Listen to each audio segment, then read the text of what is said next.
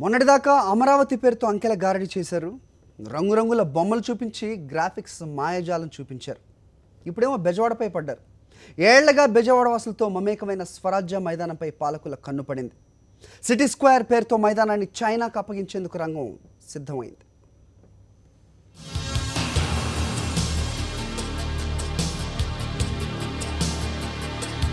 స్వరాజ్య మైదానం దశాబ్దాలుగా బెజవాడ వాసులకు చిరపరిచితమైన ప్రదేశం. ఓవైపు కూరగాయల షాపులు, పండ్ల దుకాణాలు, మరోవైపు ఆటగాళ్ల క్రీడా విన్యాసాలు. నగరం నడిబొడ్డున ఉన్న ఈ మైదానం ఇక కనుమరుగు కానుంది. త్వరలోనే ఆ ప్రాంతంలో చైనా జబర్దస్తీ ప్రారంభం కాబోతోంది.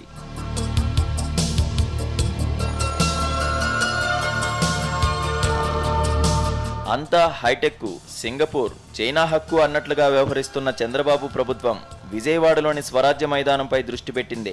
ఈ మేరకు సీఎం చంద్రబాబు ఉన్నతాధికారులు, జీఐసీసీ ప్రతినిధులతో సమీక్ష నిర్వహించారు. ఆ తర్వాత స్వరాజ్య మైదానం రూపురేఖలు మార్చేయాల్సిందేనని నిర్ణయించేశారు.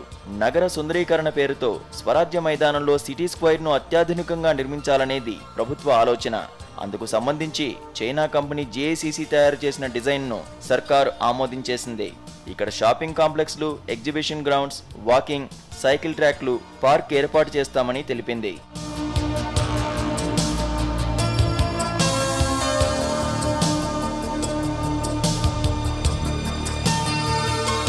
సిటీ స్క్వేర్ నిర్మాణం కోసం మైదానంలో ఉన్న దుకాణాలు, ఇతరితర ఆఫీసులను తొలగించనున్నారు.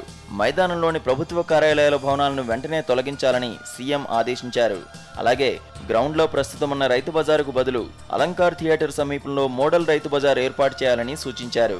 అయితే ప్రభుత్వ నిర్ణయంపై బెజవాడ వాసులు మండిపడుతున్నారు.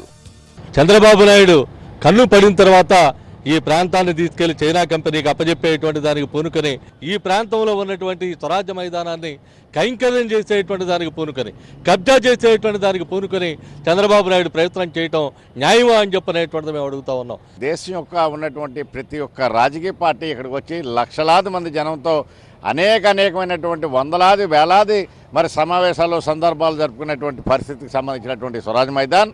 ఆ రకంగానే మరి స్వాతంత్ర ఉద్యమంలో మరి ముఖ్య ఘట్టం పోషించినటువంటి ఈ రకమైనటువంటి మైదానాన్ని ఈ విజయవాడ నగరంలో ఉన్నటువంటి అతి పెద్ద స్థలంగా ఉన్నటువంటి ఈ యొక్క స్వరాజ్ మైదానాన్ని ఈనాడు మరి చైనా కంపెనీ కట్టబెట్టే దిశలో ఈ యొక్క రాష్ట్ర ప్రభుత్వం స్వరాజ్యమే నా జన్మ హక్కు అని భారతదేశంలో విదేశీయుల్ని తరిమి కొట్టి స్వాతంత్రం తెచ్చుకున్నాం.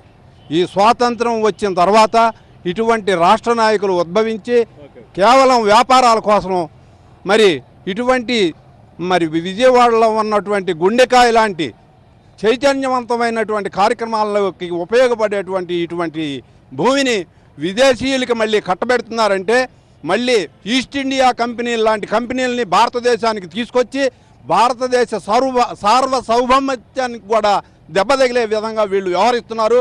ఇక సిటీ స్క్వేర్ నిర్మాణాన్ని కూడా చైనా కంపెనీ జీఐసీసీకే అప్పగించనున్నారు.